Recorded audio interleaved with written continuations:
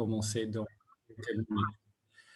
Voilà, donc ce webinaire est enregistré, donc il peut être revu sur le site web du Rabat ou sur le canal YouTube du Rabat. Le webinaire est en français, mais si vous avez des questions en néerlandais, vous pouvez bien sûr aussi poser vos questions en néerlandais. Dus voor de Nederlandstaligen, u mag zich uitdrukken in uw taal. Officieel is het Rabat tweetalig, maar om praktische redenen doen we deze workshop in het Frans. Alors, l'objectif d'aujourd'hui, c'est de vous donner un maximum d'informations pour les personnes qui veulent se lancer ou qui veulent développer une activité en alimentation durable à Bruxelles et de parcourir avec vous tous les différents systèmes d'accompagnement, subsides, etc. On va faire ça en plus ou moins 45 minutes. Et à la fin, il restera pas mal de temps si vous avez des questions. Il faut juste bien savoir qu'on a rassemblé toutes les infos et donc on ne va peut-être pas pouvoir répondre à toutes vos questions très détaillées parce que ce n'est pas le Rabat, bien sûr, qui est responsable pour tous les systèmes d'accompagnement et de subsides. Alors, comme j'ai déjà dit, l'objectif, c'est de vous faire connaissance avec tous ces mécanismes d'aide à Bruxelles. Et cela, bien sûr, ça reprend ou c'est repris dans la déclaration politique générale de la région bruxelloise. On a quand même une intention très forte d'aller vers une alimentation durable, mais plus large aussi, une économie qui est plus durable, qui est décarbonée, qui est plus circulaire. Donc, il y a pas mal de plans régionaux qui sont mis en place, notamment la stratégie Good Food 2.0. Ce qui est aussi très important à comprendre, et c'était déjà répété par les différents ministres à multiples reprises, c'est qu'à partir de 2030, uniquement les entreprises qui ont un modèle économique exemplaire sur le plan social et environnemental pourraient encore bénéficier des subsides et de l'accompagnement. Donc, je pense que c'est vraiment un fort message vers toutes les entreprises. Il est temps de se mettre derrière le développement durable et plus spécifique pour ce webinaire derrière le secteur de l'alimentation durable. Alors, quand on regarde les différents types d'aides qui existent à Bruxelles, on les a classifiés dans différentes catégories. L'accompagnement à la création ou à la transition de son business model. Donc là, on parle plutôt business model et il y a aussi quelques accompagnements très spécifiques liés à l'alimentation durable et qui vont plus loin que le business model général. Après, il y a tous les types de financement. Il y a les incubateurs, les espaces de mutualisation et l'information générale des helpdesks. Vous allez voir que surtout Bruxelles Environnement a mis en place pas mal de helpdesks pour vous aider avec toutes vos questions liées à l'alimentation durable. Alors, on va commencer avec les différents types d'aides sur le business model. Et là, on commence en général, c'est le point de départ de quasi tout entrepreneur qui démarre activité à Bruxelles, c'est le site du 1819 qui va vous renseigner sur les différentes possibilités, les différents systèmes d'aide, d'accompagnement qui existent à Bruxelles. Donc, c'est plutôt un point de contact qui va vous renvoyer vers les systèmes existants. Mais ceci dit, c'est un site très intéressant parce qu'ils ont une très bonne connaissance des différents systèmes d'accompagnement et d'aide qui existent. Le premier ligne, on va dire, pour le lancement d'un business plan et du coaching pour lancer son activité, c'est les guichets de l'économie locale, dont il en existe 5 à Bruxelles. Ils vont vous donner du coaching individuel, gratuit, pour le lancement de votre activité.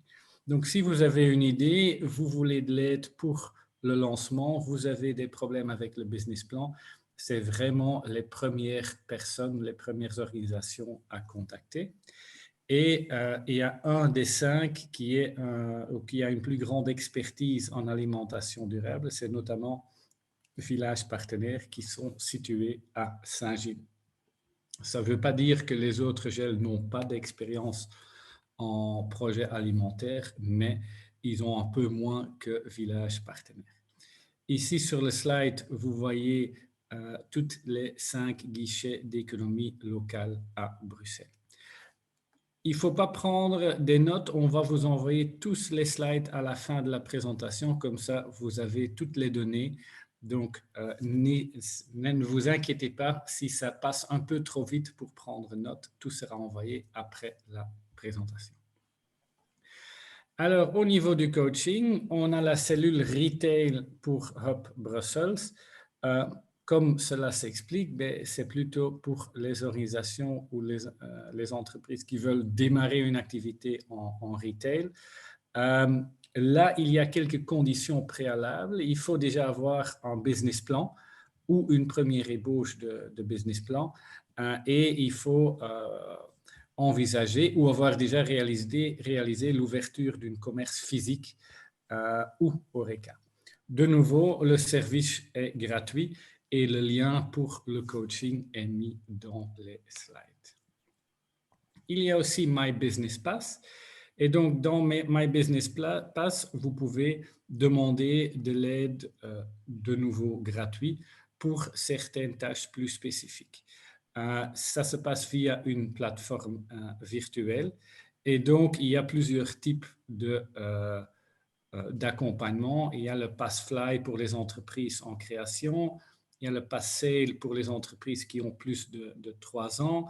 Et donc, pour chaque type d'entreprise, il y a un différent service avec différentes possibilités. Donc, ça aussi, c'est un service d'accompagnement plus général, pas spécifique, lié à l'alimentation durable.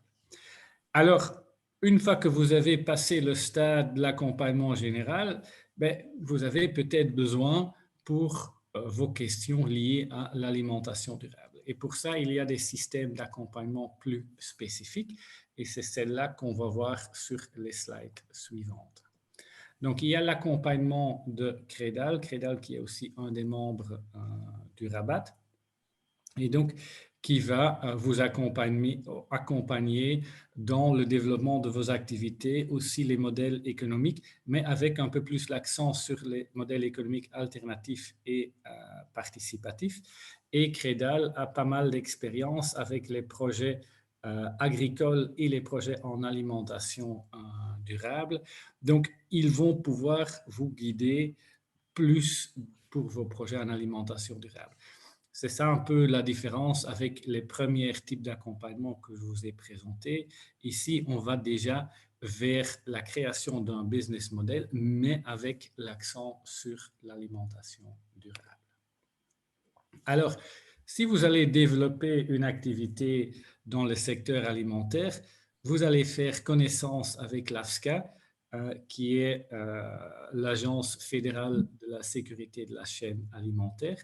Et donc, pour vous aider à vous mettre en conformité avec les réglementations AFSCA, il y a à Bruxelles une organisation qui s'appelle Brufotech, qui aide les PME dans le secteur alimentaire à se mettre en ordre avec tout ce qui est réglementation AFSCA.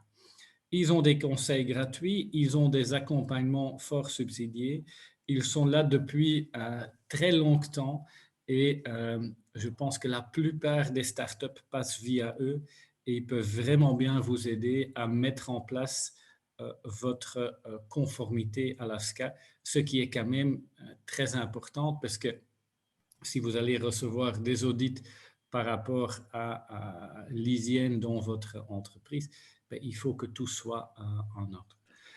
C'est aussi un membre du Rabat et comme j'ai déjà dit, ils ont multiples années d'expérience avec ce type d'accompagnement. Donc, je vous conseille vivement de faire appel à leur service. À côté de Brufotech, il y a Brucefo. Et donc, Brucefo, c'est plutôt si vous avez besoin des analyses laboratoires. Ils peuvent vous aider avec le contrôle de qualité microbiologique, chimique, valeur nutritionnelle, etc. des produits que vous allez mettre sur le marché. Et ils peuvent aussi vous aider à un apport plutôt technique en matière de fabrication de produits, qualité, conformité légale. Donc, c'est un peu similaire, on va dire, par rapport à Brufotech. C'est aussi un organisme qui est subsidié par la région bruxelloise, mais avec un autre accent que Brufotech. Ici, l'accent est vraiment mis sur tout ce qui est test de qualité et test laboratoire. Il y a aussi le cycle de formation et d'accompagnement pour l'entrepreneuriat Good Food. Et donc, ce cycle va démarrer pour la deuxième année en septembre. Et il y a encore la possibilité de vous inscrire jusqu'au 4 juillet. Donc, il faut se dépêcher si vous voulez faire partie de ce cycle de formation. Il consiste de 17 modules qui sont coupés en 3 blocs différents, avec un premier bloc sur la stratégie Good Food, l'écosystème bruxellois et le contexte législatif. Un deuxième bloc sur l'application aux pratiques des principes Good Food, où on va regarder comment se fournir au sein des producteurs Good Food, quels sont les labels disponibles, etc. Et un troisième bloc qui est plutôt sur comment se positionner, comment communiquer et comment mieux vendre les produits ou les services que vous voulez vendre. Donc voilà, ça c'est aussi encore une formation qui est disponible. Et à côté de la formation, ceux qui font partie, ils reçoivent aussi un accompagnement personnalisé. Il y a aussi le label Good Food pour les cantines et les restaurants. C'est un label qui a été créé par Bruxelles Environnement il y a quelques années. Et ce label permet de mettre en valeur les efforts que vous avez faits pour, par exemple, introduire des ingrédients bio, pour réduire le gaspillage alimentaire, pour travailler avec des produits de saison. Pour obtenir ce label, il y a aussi un accompagnement gratuit qui vont et vous donner des conseils au niveau alimentation durable, mais qui vont surtout aussi vous aider à remplir votre candidature. Il y a 2 labels différents avec des critères différents. Donc, il y a le label Resto qui est pour toutes les entreprises Horeca, y compris les food trucks, etc. Et il y a le label Cantine qui est vraiment pour les cantines d'entreprise, les cantines scolaires, les hôpitaux, etc. La prochaine échéance pour remettre les candidatures du label, c'est début septembre. Donc voilà, si vous voulez encore le faire, vous avez encore 3 mois pour remplir votre dossier et poser votre candidature. Toutes les cantines et restaurants qui ont obtenu le label sont mis en valeur sur le site web de Bruxelles Environnement. Donc, ça peut vraiment vous aider au niveau de la communication. Alors, il y a des projets qui ne sont pas spécifiquement liés à l'alimentation durable, mais qui sont aussi liés aux différentes activités liées au développement durable. Et donc, une des premiers, c'est le Circular Academy de Group One. Donc là, on travaille plutôt sur tout ce qui est économie circulaire et on va challenger le business model pour regarder les éventuelles stratégies pour votre entreprise pour intégrer les principes de l'économie circulaire. C'est un accompagnement de nouveau gratuit, comme la plupart des accompagnements que vous allez rencontrer à Bruxelles. C'est 6 matinées de formation collective et après un coaching spécialisé en économie circulaire. De nouveau, celle-là n'est pas spécifique liée à l'alimentation durable, mais on voit de plus en plus de projets qui font de la récupération des invendus, qui travaillent avec des sous-produits alimentaires et donc qui se placent bien dans ce écosystème d'économie circulaire. Et donc, ça pourrait être intéressant pour pas mal d'entreprises alimentaires de suivre cette formation. Il y a aussi l'accompagnement Resilience Coaching. C'est pour réaliser une transition dans votre entreprise vers une économie innovante et bas carbone.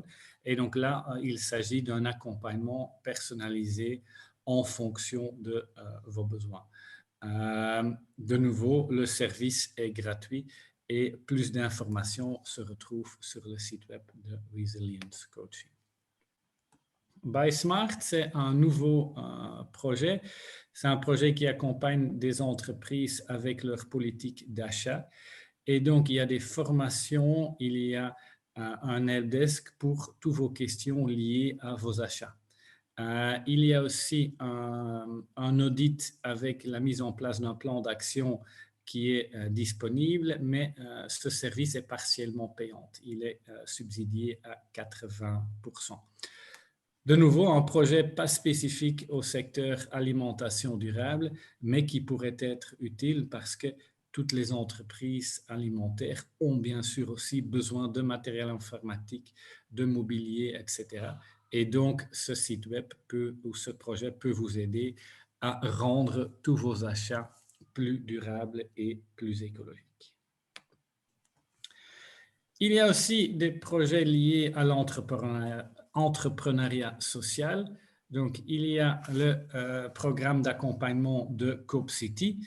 Là, on a 4 programmes et les programmes vont plus mettre l'accent sur tout ce qui est élément social dans la mise en place de votre entreprise.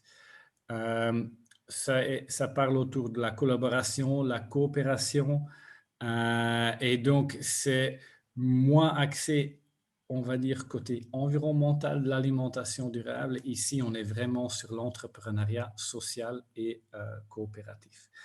Il y a pas mal d'entreprises dans le secteur alimentaire qui sont passées chez Coop City, comme les Champignons de Bruxelles, Biscoop, etc. Donc, c'est vraiment un programme très intéressant si vous voulez rendre votre business model plus social ou plus coopératif. Ça, c'est pour tous les programmes, on va dire, d'accompagnement. Et donc, vous avez vu qu'il y a de l'accompagnement plutôt pour le côté business plan et un accompagnement très spécifique pour le côté alimentation durable. Et il y a des programmes plus spécifiques aux différents aspects du développement durable et qui regardent les achats, l'économie circulaire, la résilience et l'intégration des clauses ou du fonctionnement social dans la création de votre entreprise. Donc, si vous avez suivi ces formations, un deuxième volet très important, c'est le financement. Et donc, on a regardé un peu les différentes possibilités pour faire financer son projet. Vous allez voir, il y aura de nouveau des appels à projets qui sont très larges, qui s'appliquent à pas mal d'entreprises dans le secteur alimentaire, et il y a des projets qui sont, des appels à projets qui sont très spécifiques, qui vont par exemple regarder uniquement les projets de vente en vrac. Alors, le premier appel à projet, il a juste terminé. Il fallait remettre les dossiers pour il y a plus ou moins une semaine. C'est l'appel à projet bicirculaire. Et donc, l'appel à projet bicirculaire est plus large. Il n'est pas spécifique à l'alimentation durable, mais on mentionne clairement le secteur d'alimentation durable dans les secteurs qui peuvent bénéficier de ce appel à projet. Il y a aussi pas mal de lauréats qui viennent du secteur alimentaire. Au début, c'était 1, 2 par an. Actuellement, on est souvent à 5, 6, 7 projets alimentation qui remportent un financement bicirculaire. Les subsides peuvent aller jusqu'à 200 000 € et il y a 4 catégories de projets: transition, starter, diversification et scale-up. Donc voilà, c'est pour chaque type d'entreprise, il y a la possibilité de faire une demande de subside. Vu que l'appel à projet est juste clôturé, on va avoir des nouvelles sur les lauréats en décembre et la nouvelle édition en 2023 sera probablement lancé début de l'année prochaine. Il y a l'appel à projet Open Soon de Hub Brussels et Bruxelles Économie Emploi. C'est pour faciliter l'ouverture de votre commerce avec un aspect original, durable et inspirant. Et donc là, il y a un soutien maximum de 15 000 € de la région. Et dans l'appel à projet, ce n'est pas purement un appel à projet, il y a aussi une phase de coaching, il y a une phase de consultance. Donc, c'est ça qui est très intéressant. Vous n'allez pas uniquement recevoir un budget, mais vous allez aussi être suivi dans la démarche et dans l'ouverture de votre commerce. Il y a les appels à projets de la Fondation Roi Baudouin, et je dis clairement les appels à projets parce qu'il y en a plein sur leur site. Ils touchent bien sûr pas tous à l'alimentation durable, mais il y en a pas mal qui permettent de rentrer des demandes de subsides pour des projets en alimentation durable. J'en ai mis un ici qui est le fonds ING pour une économie plus circulaire, où on peut recevoir jusqu'à 50 000 € par an. Celle-là, malheureusement, est juste clôturée aussi. Mais donc, n'hésitez pas à le regarder pour l'année prochaine ou de surtout aller visiter le site de la Fondation Roi Baudouin, parce qu'il y a plein d'autres appels à projets qui peuvent vous intéresser sur ce site-là. Il y a l'appel à projet Oreca et commerce zéro déchet. Donc, comme l'appel à projet le dit, là, on va se concentrer sur limiter au maximum les déchets, y compris le gaspillage alimentaire. Donc, ça c'est relativement nouveau, c'est depuis quelques années présent. Au début, ce appel à projet était purement concentré sur les emballages et les déchets. Maintenant, on comprend aussi les projets, ou on inclut aussi les projets gaspillage alimentaire. Le budget va jusqu'à 15 000 € par projet. Il y a aussi un accompagnement gratuit pour les candidats à aider à préparer leur dossier, et il y a un accompagnement gratuit pour ceux qui vont recevoir le financement. Pour l'édition 2022, il n'y a pas encore d'informations disponibles, mais on espère que ça va être rapidement publié sur le site web de Bruxelles Environnement. Il y a tous les appels à projets de Innoviris. Donc, de nouveau, ici, il y a beaucoup plus d'appels à projets ou de sources de financement. Et Innoviris, c'est l'organisation régionale pour la recherche et d'innovation.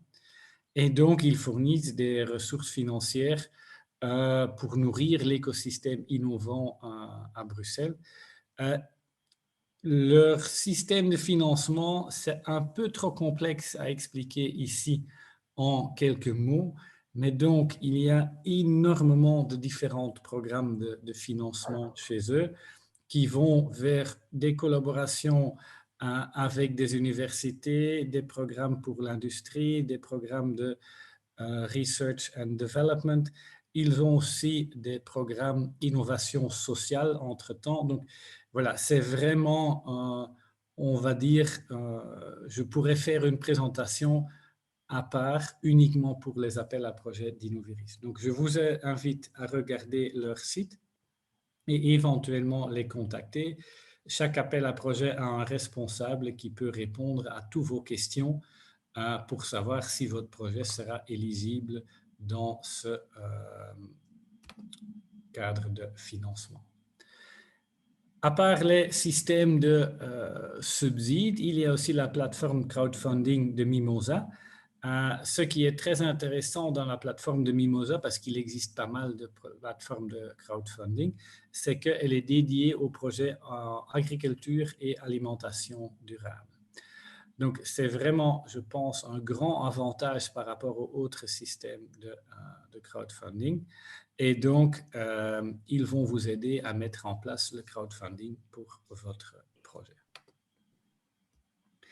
Il y a Village Finance, et donc Village Finance favorise le développement d'une économie urbaine, durable et équitable, et il donne des bourses de 5 000 € à des toutes petites entreprises qui répondent aux critères de l'économie circulaire. Il y avait 20 bourses données de 5 000 € fin de l'année passée, et donc si vous voulez obtenir cette bourse-là, il faut aller sur le site web de Village Finance.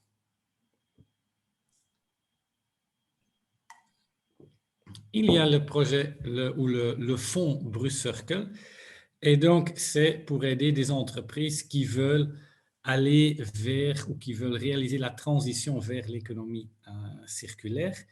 Ici, on ne parle pas d'un subside, mais on parle de soit une prise de participation dans le capital ou des prêts qui vont jusqu'à 200 000 € maximum.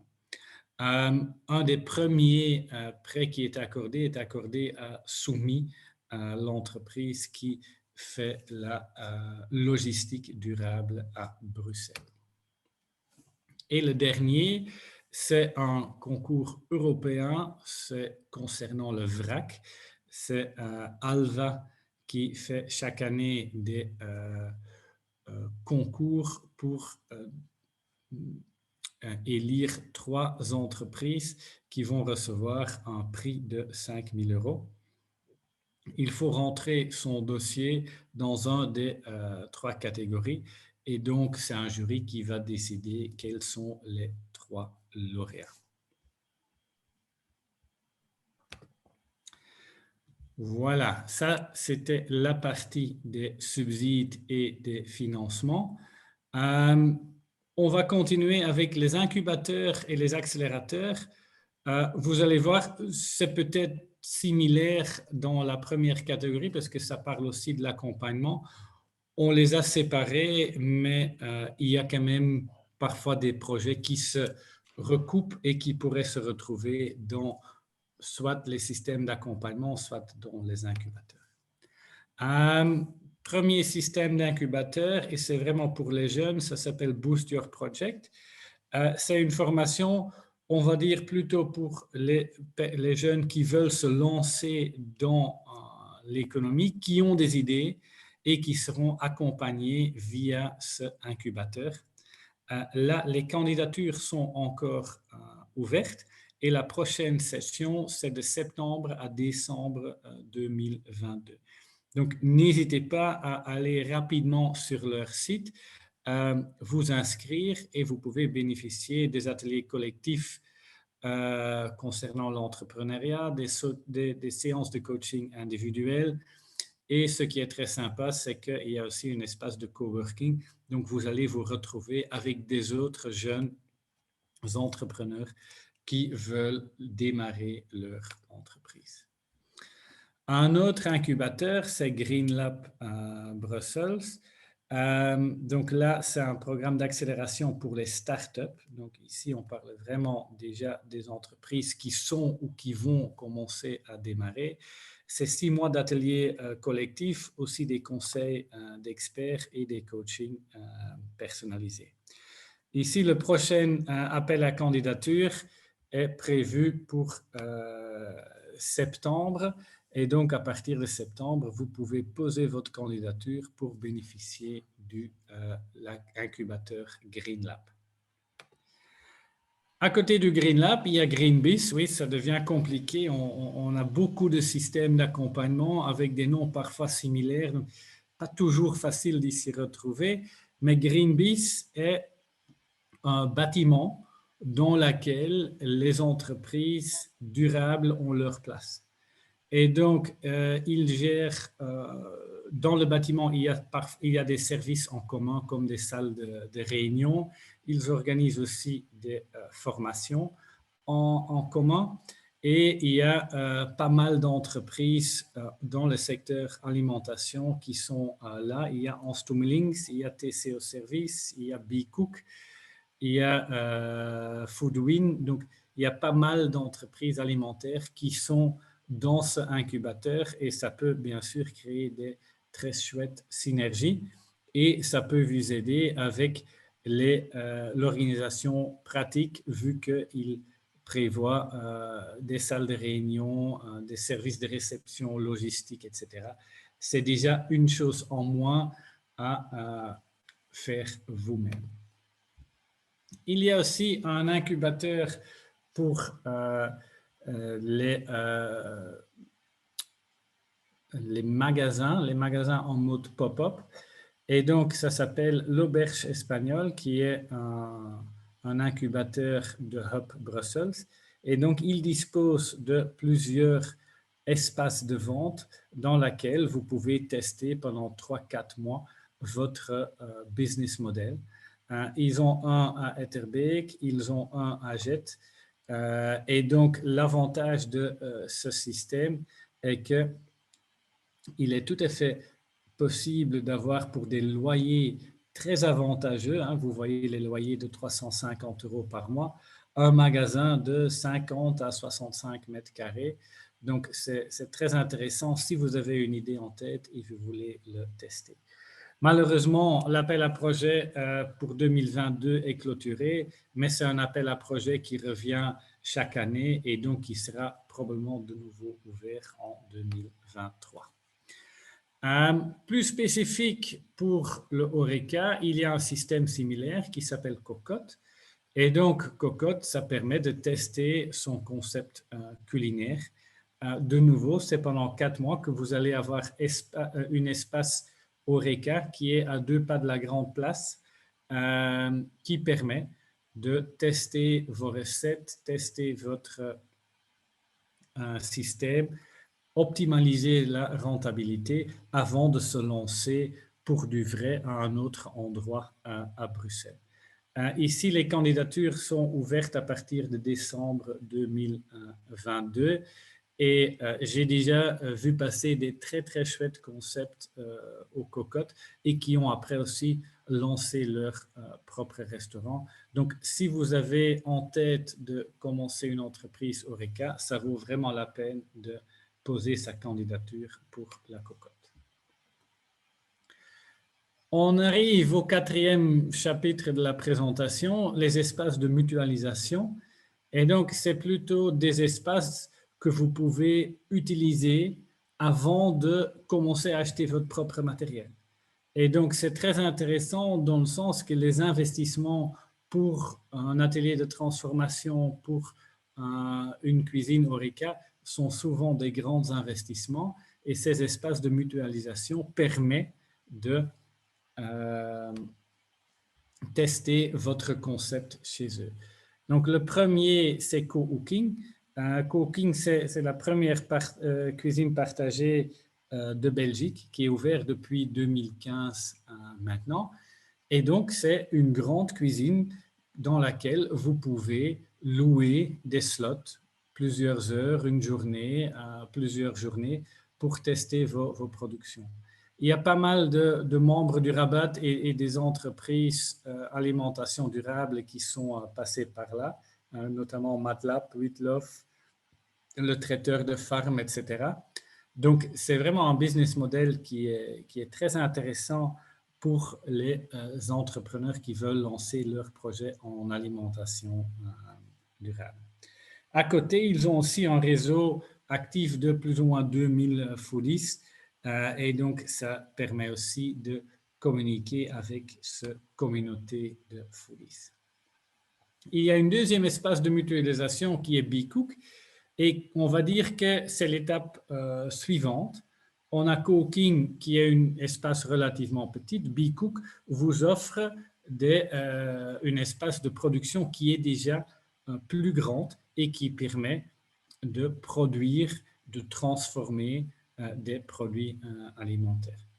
Ils sont dans le bâtiment de Greenpeace et à côté de la mise à disposition des espaces, ils ont aussi des coachings, des consultances et donc ils peuvent vraiment vous aider à lancer votre projet et de faire l'étape suivante, c'est-à-dire une production à une plus grande échelle. Quelques clients qui sont passés, Shake It, Podlilo, le Palais qui font des fromages végans. Donc, il y a pas mal de personnes qui sont passées chez eux avant d'avoir trouvé leurs propres locaux. Si vous ne trouvez pas votre bonheur dans les deux premiers, il y a aussi Cookwork. Et Cookwork, c'est un espace virtuel, c'est-à-dire c'est une plateforme Internet où on partage des cuisines professionnelles en Belgique. Et donc, vous pouvez regarder où il y a une cuisine à partager près de chez vous et vous pouvez les contacter pour louer leur cuisine de nouveau pour des petites durées, pour tester et pour développer vos concepts. Alors, il y a aussi la coopérative Cabas, qui est une initiative de SAWB. Et donc, c'est vraiment une coopérative qui consiste de plusieurs membres, notamment Fruitopia, Bouche Bée, Montbouillon, etc. Et qui vont mutualiser certains services, c'est-à-dire la vente, la logistique, la distribution, les moyens de communication, la gestion administrative. Et donc, c'est très intéressant d'entrer dans cette coopérative parce que les tâches qui sont en général le moins appréciées par les entrepreneurs, les tâches administratives, communication, etc., ben, ils sont pris en charge partiellement par Cabas. Très intéressant comme projet et il y a pas mal de membres du Rabat qui font partie du Cabas. Il y a aussi après-service et donc après-service est encore un autre modèle. Après-service met à disposition des espaces de transformation avec du personnel. Et ce qui est très spécifique à après-service, c'est que ces personnes sont porteuses d'un handicap. Donc, c'est des personnes qui ont des difficultés à trouver de l'emploi dans une entreprise traditionnelle. Et après-service les met à disposition des entrepreneurs qui louent des espaces chez eux.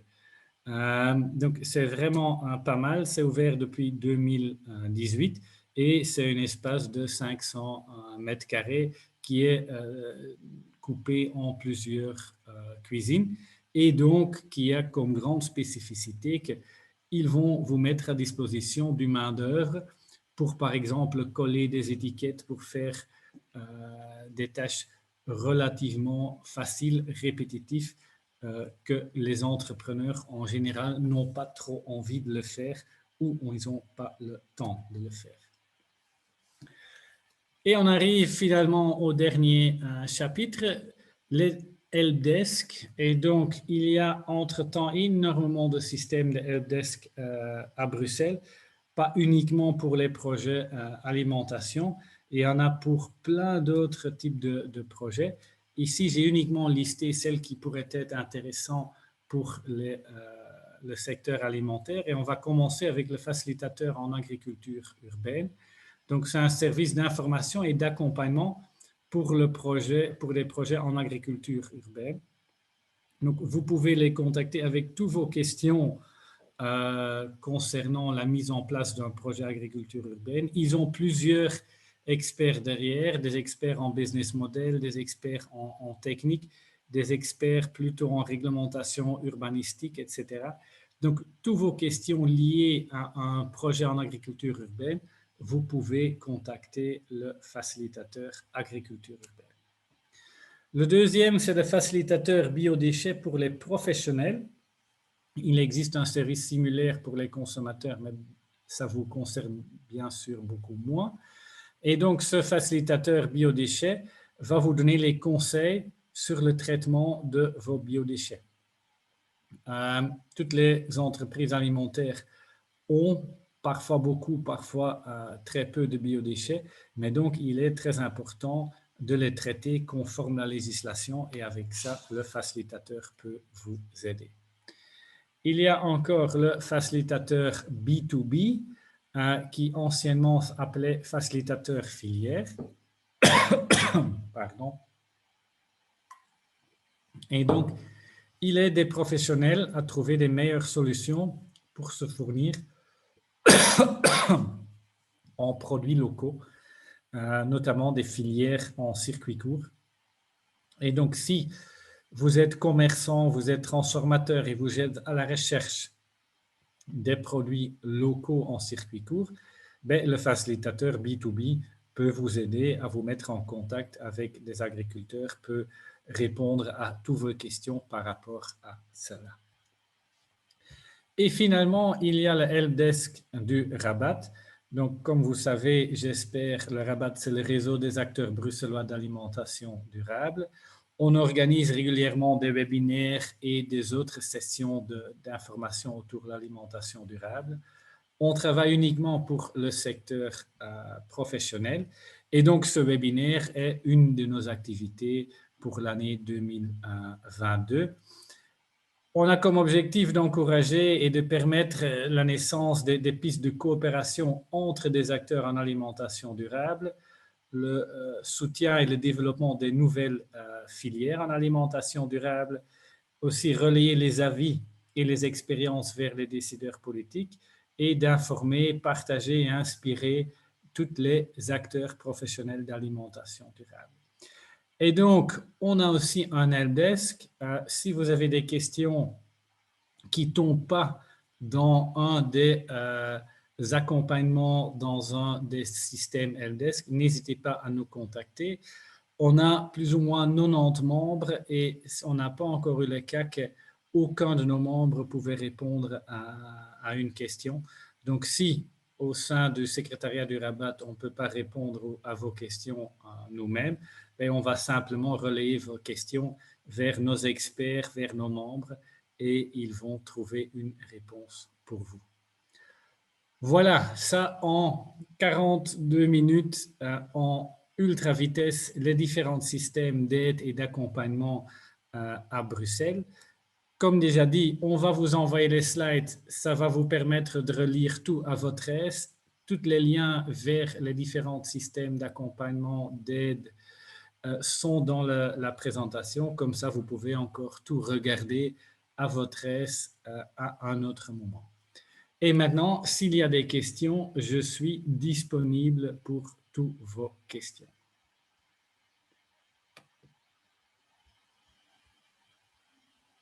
Vous pouvez poser vos questions directement dans le chat ou mettre votre micro. Hein. On n'est pas énormément pour le webinaire. Donc.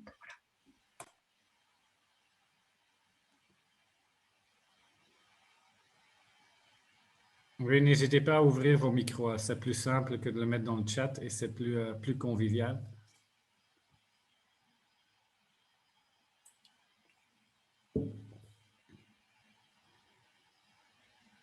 Pas de questions. C'est pas possible que j'étais si clair sur tous les projets. Moi, j'ai une question. Vous m'entendez bien? Oui. Moi, c'est Julie. J'ai loupé les 10 premières minutes, mais pour bénéficier de ces aides, il faut bien sûr être domicilié à Bruxelles. Oui, donc dans la présentation, on s'est concentré sur tous les différents systèmes d'aide à Bruxelles. Il y en a quelques-uns qui sont disponibles aussi pour des entreprises en dehors de Bruxelles, comme notamment la Fondation Roi Baudouin. Mais je dirais que 90% de ce qu'on a présenté, c'est pour les entrepreneurs à Bruxelles. Donc, il faut soit être domicilié à Bruxelles, soit avoir le siège de l'entreprise ou une antenne de l'entreprise au minimum qui est actif à Bruxelles. Ok, merci.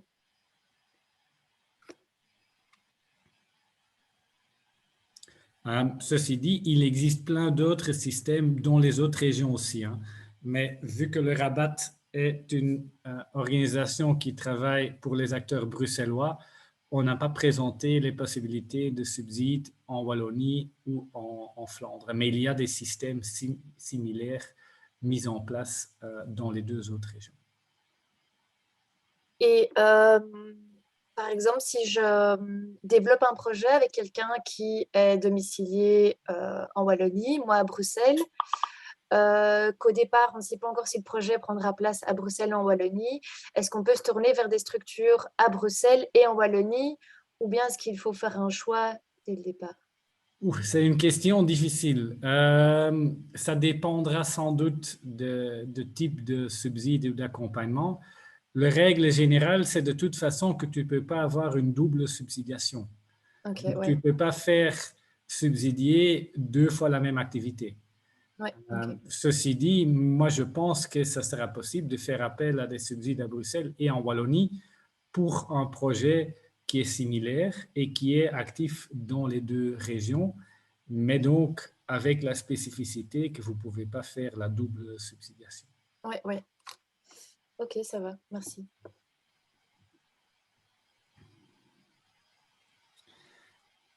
Je vois qu'il y a encore une question dans le chat. Qui peut aider à remplir les dossiers de subsides parfois complexes? C'est une excellente question parce que ça devient, j'ai l'impression, de plus en plus complexe. Et donc, vous avez vu que pour certains appels à projets, il y a un accompagnement prévu. Pour des autres, il y a certains membres du Rabat qui font cette activité. Donc, si vous avez un appel à projet bien spécifique en tête, un projet spécifique, n'hésitez pas à nous contacter. On peut vous renvoyer vers les membres du Rabat qui peuvent vous aider à écrire les dossiers. Mais donc, regarde toujours d'abord pour l'appel à projet spécifique parce que parfois, il y a déjà une aide qui est prévue pour la rédaction des différents dossiers.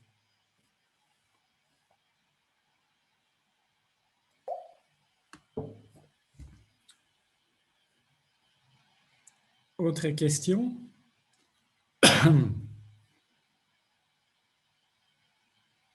Non.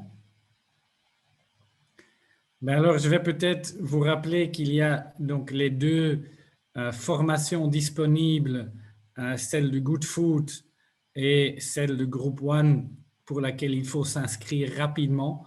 Donc, si vous êtes intéressé par ces 2 formations, il faut le faire en vitesse. Pour toutes les autres appels à projets, vous avez en général le temps, soit à partir de septembre, soit même pour début 2023. Mais donc, ces 2 formations spécifiques, là, il y a un peu d'urgence si vous voulez encore vous inscrire. Y a-t-il des aides spécifiques création emploi? Qu'est-ce que vous voulez dire par aide spécifique création d'emploi? Est-ce que ça veut dire que si vous engagez du personnel, qu'il y aura un système d'aide? Subvention de salaire, oui, mais c'est à mon avis plutôt au niveau fédéral. Donc, il y a pour les petites structures, il y a des subsides pour la première jusqu'à la 5e personne que vous engagez, si je me souviens bien. Je ne pense pas qu'il y a la subvention fixe pour des salaires, à part dans les entreprises économie sociale, bien sûr, qui bénéficient de toute façon d'une subvention du salaire, mais pour ça, il faut avoir une reconnaissance comme entreprise économie sociale. Peut-être s'il y a quelqu'un des GEL qui est ici, qui a plus d'infos par rapport à ce sujet, n'hésitez pas à prendre la parole parce que c'est un peu moins ma spécificité. Bonjour, donc c'est Xavier qui parle. Donc effectivement, moi je fais partie de l'équipe du GEL, mais plutôt sur les thématiques de transition. Mais c'est sûr qu'on a 2 collègues en tous les cas qui sont plutôt spécialisés, qui ont eux-mêmes ouvert, en tout cas pour une des 2, ouvert un commerce Horeca avec une vision durable. Donc vous pourrez de toute façon trouver des réponses et un accompagnement auprès d'elles. C'est Raphaël Mucheri.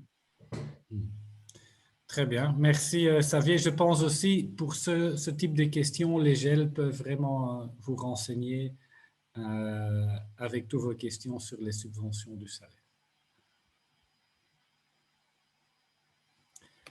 Des autres questions?